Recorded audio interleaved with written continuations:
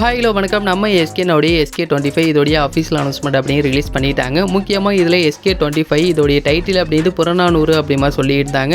But இந்த ஒரு title மாற்றுறதுக்கு சான்சஸ் இருக்குங்கிற மாதிரி சொல்லியிருந்தோம். இதோடைய டைட்டில் இப்போ புறநானூறு அப்படி மாதிரி அறிவிக்கலை அப்படிங்கிற ஒரு காரணத்தினால இது டைட்டில் மாற்றுறதுக்கு அதிக வாய்ப்புகள் இருக்குது.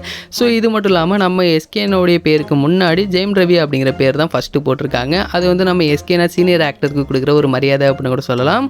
அதே மாதிரி இந்த ஒரு படத்தில் அதர்வா நடிக்கிறது கன்ஃபார்ம் தான். இந்த ஒரு படத்தோட ஹீரோயின் அப்படின்னு ஸ்ரீலீலா அவங்க தான் நடிக்கிறாங்க. முக்கியமாக ஜிவி பிரகாஷ்க்கு இந்த ஒரு படம் 100வது படம் அப்படிங்கிற மாதிரி அவரே அறிவிச்சிருக்காரு. இது மட்டும் இல்லாமல் அவருடைய 50வது மூவி அப்படின்னு தளபதி விஜய் கூட பண்ணியிருந்தார். இப்போ 100வது மூவி நம்ம எஸ்கேனா கூட பண்ணிக்கிட்டு இருக்காரு. இது ஒரு கோஇன்சிடென்ஸ் தான். அதே மாதிரி இன்னொரு பக்கம் சுதா கொங்கராவ் அவங்களுடைய ப்ராஜெக்ட் அப்படிங்கிற போது இது எந்த மாதிரியான கதையாக இருக்குங்கிற மாதிரி நம்ம ஆல்ரெடி சொல்லியிருந்தோம்.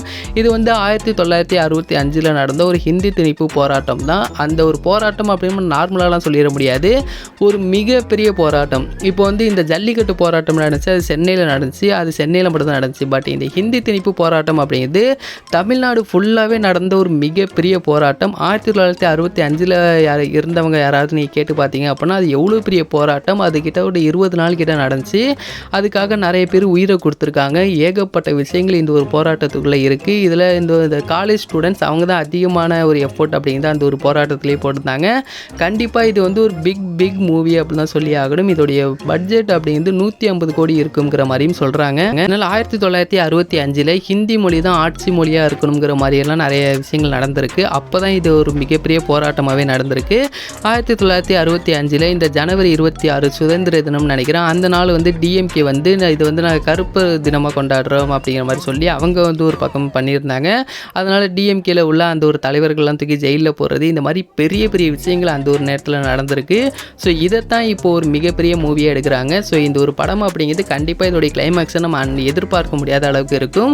அதே அளவுக்கு பிரம்மாண்டமான மூவியாகவும் இருக்குங்கிறதுல எந்த ஒரு சந்தேகமும் இல்லை. கண்டிப்பாக இதோடைய அடுத்த அப்டேட்லாம் வரும்போது உங்களுக்கே தெரியும். SK25 அப்படிங்கிறது ஒரு பிக் மூவி அப்படிங்கிறதுல மட்டும் எந்த ஒரு சந்தேகமும் இல்லை.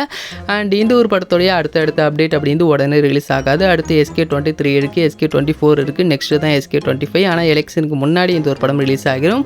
அது ஏன் அப்படி மாதிரி படத்தை பார்த்ததுக்கப்புறமா உங்களாலே புரிஞ்சிக்க முடியும். அண்ட் இந்த ஒரு வீடியோ உங்களுக்கு பிடிச்சிருந்து அப்படின்னா ஷேர் பண்ணுங்கள், லைக் பண்ணுங்கள், மந்துராமிங்களோட சேனலை சப்ஸ்கிரைப் பண்ணிங்க.